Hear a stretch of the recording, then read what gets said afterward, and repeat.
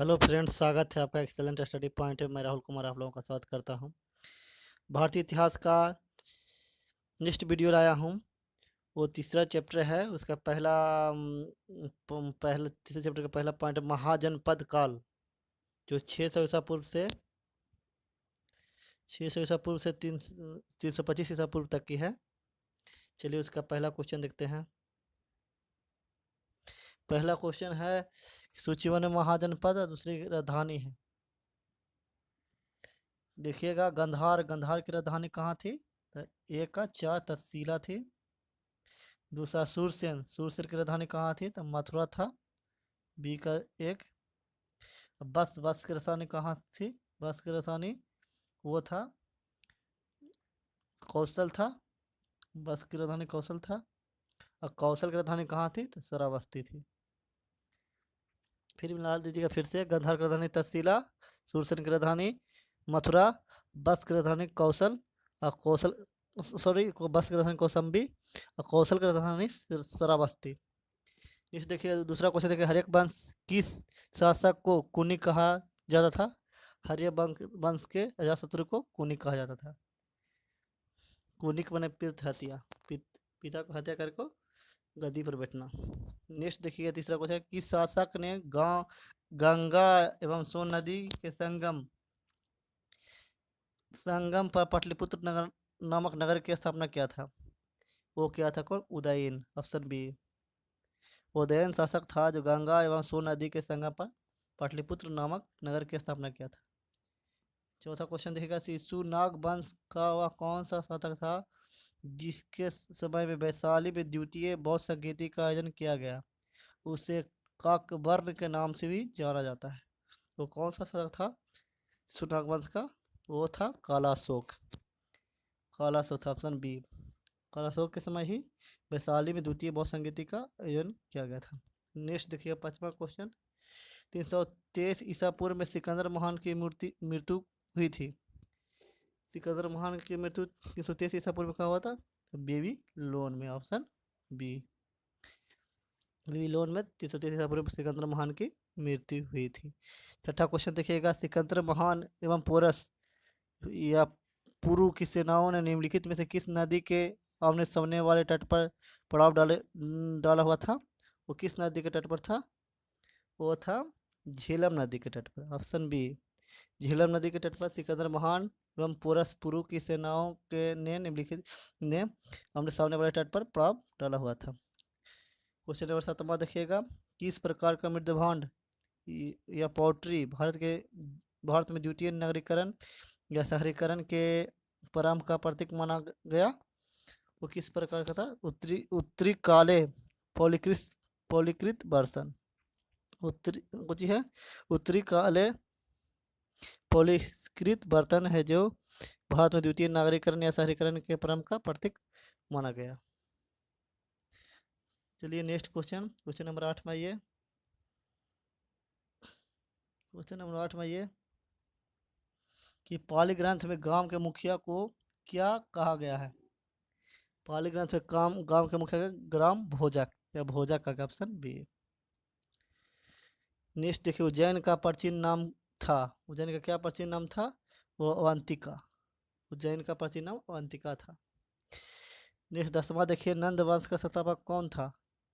नंद वंश का संस्थापक था वो था महापद्म नंद। ऑप्शन ए।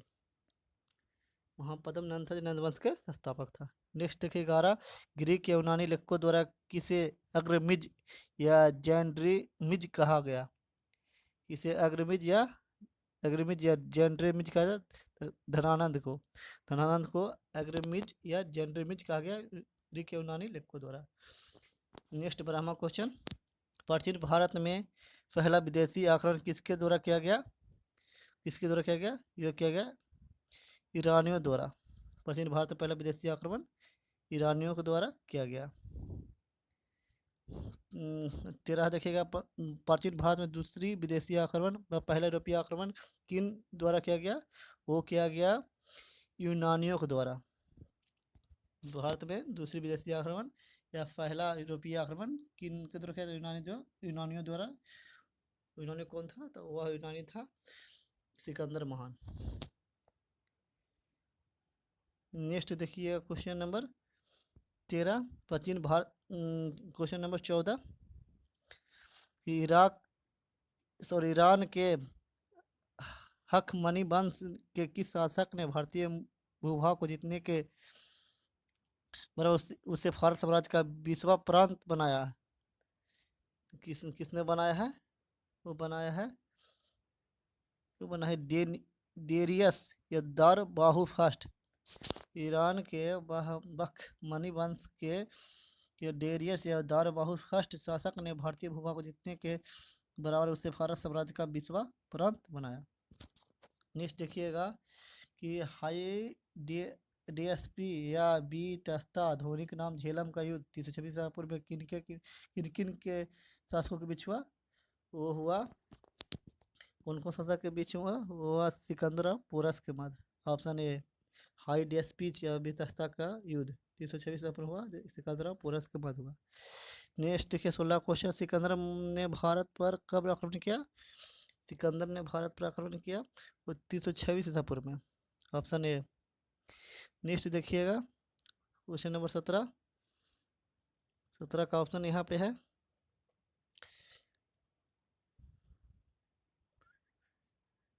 देखिएगा पर सूची 1 में शासक है और सूची 2 में वंश है। तो बिबिसार था जो किस वंश के संस्थापक था? बिबिसार था जो हर्यक वंश के संस्थापक था। कालाशोक शासक का वंश था, किस वंश से था? बिबिसार हर्यक वंश से संबंधित था। महापद्म नंद था जो नंद वंश से संबंधित था। सी का 4। बिंदुसार था जो मौर्य वंश से था। डी के 3 कालाशोक था शिशुनाग वंश से था। ये था। ये ऑप्शन मिला लीजिएगा कौन से ऑप्शन में है। ये ऑप्शन में है 17 में बी का ऑप्शन में है, बी हो जाएगा 17 का बी में। नेक्स्ट देखिएगा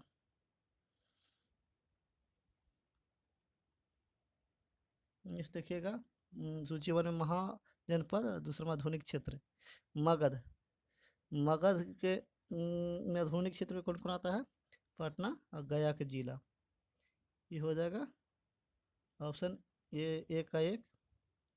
दूसरा बस के अंतर्गत कौन आ जाएगा? ये आ जाएगा इलाहाबाद। और तीसरा कौशल के अंतर्गत आ जाएगा, ये आ जाएगा कौशल के अंतर्गत आ जाएगा, ये आएगा अवध जो कौशल के अंतर्गत आएगा। सी का 3 अवंती का अंतर्गत आएगा मालवा। ये हो जाएगा। देखिए फिर से मगध मगध के अंतर्गत कौन आ जाएगा? मगध के अंतर्गत आ जाएगा मगध के अंदर पटना या गया जिला। बस के अंदर इलाहाबाद आ जाएगा। कौशल के अंदर आ जाएगा अवध। अवंती के अंतर्गत आ जाएगा मालवा। नेक्स्ट क्वेश्चन, मगध की प्रथम राजधानी कौन सी थी? मगध की प्रथम गिरिब्रिज या राजगिर। ये हो जाएगा ऑप्शन सी।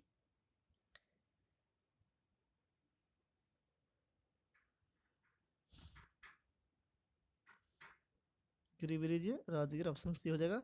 नेक्स्ट देखिएगा 20वां क्वेश्चन, किस शासक द्वारा सर्वप्रथम पाटलिपुत्र का राजधानी के रूप में चयन किया गया? वो था किस शासक ने चयन किया था? उदयन ने पाटलिपुत्र का राजधानी के रूप में चयन किया। 21वां क्वेश्चन, 16 महाजनपद को की सूची उपलब्ध है, किस निकाय में है? 16 महाजनपद की सूची अंगुत्तर निकाय में। ऑप्शन बी अंगुत्तर निकाय में 16 महाजनपद की सूची उपलब्ध है।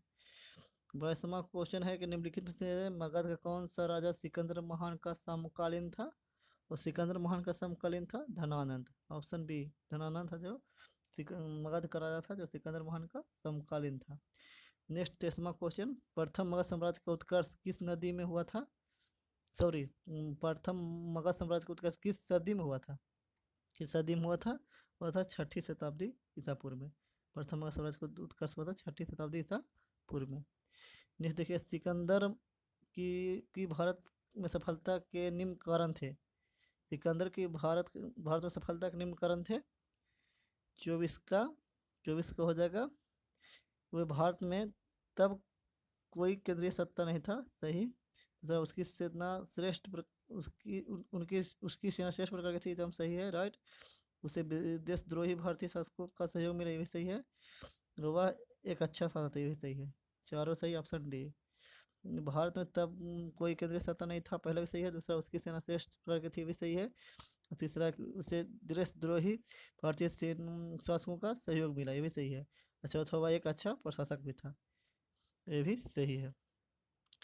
नेक्स्ट देखिएगा question, question number 25। Question number 25 में देखिएगा कि प्रथम सूची में राजा है, द्वितीय में राज। उदयन, उदयन था जो कहाँ का राजा था? वो था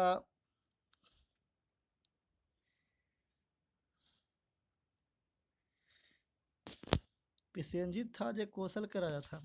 बी का दो, बी का दो हो जाएगा, बी का दो हो जाएगा। पिसेंजित था जो, पिसेंजित था जो कौशल का राजा था। और अजात शत्रु था जो मगध के राजा। डी के एक, अजात शत्रु मगध का राजा था। और एक का तीन, अवंती पुरनोनित था जो अवंती का राजा था। वो दिन था जो बस का राजा था। बी का तो 25 का हो जाएगा सी। सी में है, बी के बाद फिर से प्रधोत था जो प्रधोत कहाँ का था? अवंती का प्रधोत। उदयन कहाँ का था? तो बस का था। प्रसेनजीत कहाँ का था? कौशल का था। अजातशत्रु कहाँ था? मगध का था।